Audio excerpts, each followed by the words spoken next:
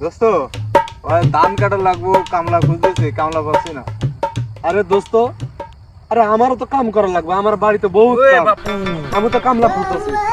কামলা খুঁজতেছ? ধান কাটা লাগবে, ধান পেকে গেছে। আরে কামলা খুঁজতেছ তুমি, আমারে খুঁজবো না সকাল থেকে? আমি তো মেলা কাম করি, মাত্র একটা কাম করে আইলাম। ও তাই নাকি? হ্যাঁ। কি কাম করেন?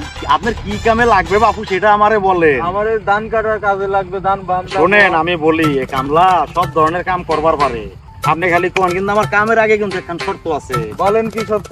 আমার শর্ত হচ্ছে আপনি কয়দিনের লইয়া কামে নিবেন, 1 মাস না 2 মাস, এটা আগে আমার বলতে হবে। 1 মাসের জন্য? 1 মাসের জন্য। 1 মাসের জন্য শর্ত হলো আমি প্রথম দিন পারিশ্রমিক নিবো, আমার কামলার মজুরি নিবো আপনার কাছ থেকে 2 টাকা, ঠিক আছে?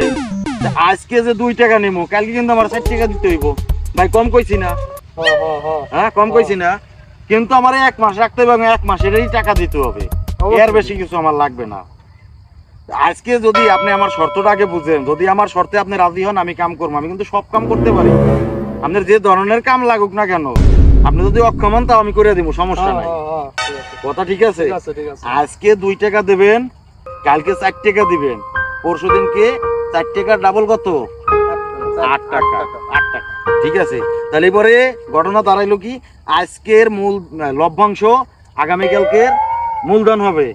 কথাটা বুঝছো বাপু? আজকের লভ্যাংশ আগামীকালকে মূলধন হবে। আজকে 2 টাকা দিলে কালকে 4 টাকা, কালকে 4 টাকা, ওইটার ডাবল দিতে হবে। 4 টাকা, পরশু দিনকে 8 টাকা, তারপরের দিনকে 16 টাকা।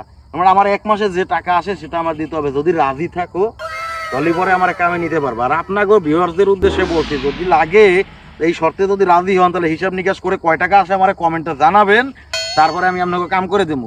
যে কোনো কাম আমি করতে পারি, খালি প্যান্টের সেন্ডে ঢিলা হয়ে যাবে।